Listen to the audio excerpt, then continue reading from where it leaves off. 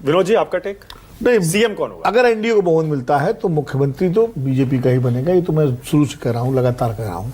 कौन होगा ये बने के सकता, लेकिन एक बात मैं कहूँगा कि प्रशांत किशोर ना बीजेपी का गेम कर रहे हैं ना आरजेडी का, वो अपना गेम कर रहे हैं। वो 3 साल से बीजेपी के लिए वहाँ खलिहान और खेत नहीं जोत रहे हैं, वो अपने लिए कर रहे हैं। और इसीलिए कि उनकी महत्वाकांक्षा खाली बिहार नहीं है, अब माफ कीजिएगा, प्रशांत किशोर अरविंद केजरीवाल वाले पैटर्न पर हैं कि भले वो बिहार से राजनीति शुरू कर रहे हैं, वो बिहार में किंग मेकर बन जाएं, किंग बन जाएं, कुछ भी न बने, लेकिन उनकी महत्वाकांक्षाएं राष्ट्रीय हैं। बोले भी थे, वो बोले कि राष्ट्रीय हैं, वो तेलंगाना भी आएंगे, जैसे केजरीवाल नहीं दे रहे थे, जैसे केजरीवाल की महत्वाकांक्षा राष्ट्रीय थी। और दूसरी बात, राहुल गांधी की जहां तक बात है, मैं सतीश जी की बात सहमत हूं कि स्टेक राहुल गांधी का बिहार में नहीं है। राहुल गांधी 2029 की तैयारी कर रहे हैं। ये जिम्मेदारी तेजस्वी की है कि महागठबंधन को आगे ले जाए और आगे बढ़ाए, समझे? वो राहुल गांधी पास किए, क्योंकि कांग्रेस सरकार थोड़ी बन रही है वहां, कांग्रेस सरकार थोड़ी बन रही है वहां। कांग्रेस तो अपनी सीटें सेमेस्टर तो पास करने पड़ते हैं ना फाइनल के लिए।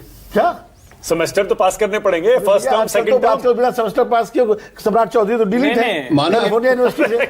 नहीं, लेकिन इसमें थोड़ा सा जो विनोद आ गया, एक सेकंड में, जो विनोद जी कह रहे हैं तब तो ये ज्यादा खतरनाक है। विनोद जी कह रहे हैं कि कांग्रेस का वहां क्या है, कांग्रेस का तो कुछ होगा नहीं। तेजस्वी बेचारे तो मेहनत कर रहे थे, तो काहे को वोट चोरी लेकर चले गए, सारा लाइमलाइट अपनी तरफ ले गए, तेजस्वी को दोबारा जमीन बनानी पड़ रही। इसका मतलब तो राहुल ने गेम कर दिया तेजस्वी यादव के साथ। जो राष्ट्रीय जनता दल के कार्यकर्ता कह रहे हैं कि कांग्रेस को लोग आए, बना बनाया खेल था, खूब हमला हो रहा था नीतीश कुमार के ऊपर, कानून व्यवस्था पर था, इस पर उस पर, सब अचानक खत्म कर दिया। राहुल गांधी ने तो खेल बिगाड़ दिया तेजस्वी का 2020 की तरह। तो ये तो खतरनाक, ऐसा राहुल क्यों कर रहे हैं? नहीं, कोई खेल, उसके बाद चले गए कोलंबिया। कोई खेल नहीं बिगाड़ा, राहुल गांधी ने अपना खेल बनाया। उन्हें कांग्रेस को रिवाइव करना है बिहार में। तेजस्वी उनके साथ थे, उस यात्रा से महागठबंधन का कार्यकर्ता भी सड़क पर आया, कांग्रेस का भी आया, और उसके बाद तेजस्वी ने दूसरी यात्रा निकाल दी। ये तो पॉलिटिकल एक्सरसाइज है भाई। ओके, आशुतोष क्या कह रहे थे? आशुतोष बोलिए। देखिए, मैं इस पूरी डिबेट से मैं सहमत नहीं हूं। मैं आपको सिर्फ कुछ आंकड़े दे देता हूं। ये इस देश का दुर्भाग्य है, बिहार का दुर्भाग्य है, और भारतीय राजनीति के दूसरे सबसे बड़े डिसअपॉइंटमेंट नीतीश कुमार का दुर्भाग्य है। आप 20 साल आप वहां के मुख्यमंत्री रहे हैं, 7% लोग ग्रेजुएट हैं, सिर्फ 7% लोग। 1% लोग पोस्ट ग्रेजुएट हैं।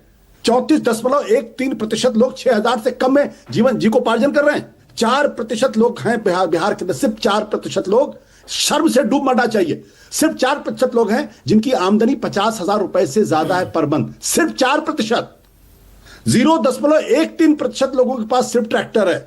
3.8 लोगों के पास सिर्फ 2 व्हीलर है। और 95.49% लोग ऐसे हैं बिहार के अंदर जिनके पास कोई गाड़ी नहीं। 96%। ये वाला आंकड़ा कहां से आंकड़े कोट कर रहे हैं? एक मिनट है नीतीश कुमार के पास कोई जवाब नहीं? आंकड़े कहां से? सोर्स क्या है? आंकड़ों को देखने के बाद उसको शर्म नहीं आनी चाहिए। ठीक है, 95। आशुतोष, सोर्स क्या है आंकड़ों का? ये आप 20 साल से वहां के मुख्यमंत्री हैं, और 20 साल से मुख्यमंत्री के बाद अगर ये आंकड़े हैं जो कास्ट सेंसस से निकल कर आए हैं, तो क्या नीतीश कुमार को सोचना नहीं चाहिए कि उन्होंने 20 साल के अंदर क्या किया वहां पे? ओके, सतीश जी ये थोड़ा चौंकाने वाला है कि 95% बिहारियों के पास गाड़ी ही नहीं कोई। मतलब कहीं से कास्ट सेंसस बता रहे हैं, मुझे तो इस पर यकीन नहीं हो रहा है। बिहार मैं भी अपनी बात कह दूं भाई। हर्षवर्धन जी, ये कास्ट सेंसस का डेटा जो 2022 में नीतीश कुमार ने खुद कराया था। अभी आप गूगल करिए, अभी आपको पता चल जाएगा। ठीक है, ओके। सतीश जी बोलिए। मैं यही कह रहा हूं, जो आशुतोष जी कह रहे हैं, जो आंकड़े दे रहे हैं, वाकई बिल्कुल सही है, लेकिन यही आवाज तो प्रशांत किशोर उठा रहे हैं। आप समझ रहे हैं बात को? तो विजय जी की एक बात सही हो सकती है कि पीके नहीं, विजय जी या कोई और बोल रहे थे कि कहीं एनडीए के लिए तो बेनिफिशियल साबित नहीं होंगे पीके। लेकिन मैं इतना आपको जरूर कह देता हूं, और इसको आप लोग नोट कर लीजिए, ये Tejashwi versus all, Nitish versus all भी है। बीजेपी का मुख्यमंत्री नहीं बनेगा। और ठीक कह रहे हैं कोई कि हो सकता है कि प्रशांत किशोर इतना मदद कर दे नीतीश को कि अंततः नीतीश ही मुख्यमंत्री रह जाए। आप देख लीजिए, क्योंकि भाई एक जो बीमार आदमी चल रहा हो, थोड़ा दिन और रहेगा तो ठीक है, उसके बाद तो पीके की दावेदारी हो जाएगी ना आगे, ये आप समझो ना। लेकिन इस पूरे खेल में आपने जिसने भी बिहार का मुद्दा उठाया, बिहार पर फलाना ठिकाना, गरीबी, ये वो, तो पहला राउंड में आपने देखा तेजस्वी ने हल्ला बोल के पूरा बिहार फतेह किया। उसी समय आपने देखा कि ये चिराग पासवान ने फतेह किया एक प्रकार से, और अब उन दोनों की जगह प्रशांत किशोर ने ले लिया है। तो उस तो आगे बढ़ेगा ही, लेकिन इतना नहीं बढ़ेगा कि वो खुद बन जाएगा, अभी तो नहीं बनेगा। लेकिन इस बार इतना जरूर हो सकता है कि फिर भाजपा वाले का जो मुराद है कि हम अपना मुख्यमंत्री बैठा लें, वो नहीं होगा। अंततः देखिए कि नीतीश जी बन गए। ठीक है, आशुतोष सीएम कौन बनेगा एनडीए जीता तो?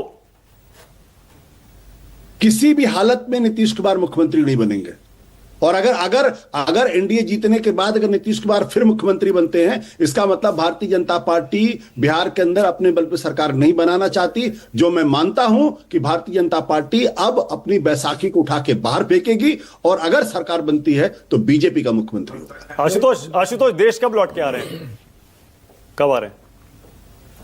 अभी थोड़ा सा वक्त है। ठीक है, ओके।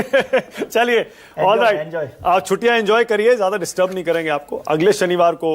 अगले रविवार को फिर मुलाकात होगी अपने एक्सपर्ट्स के पैनल के साथ।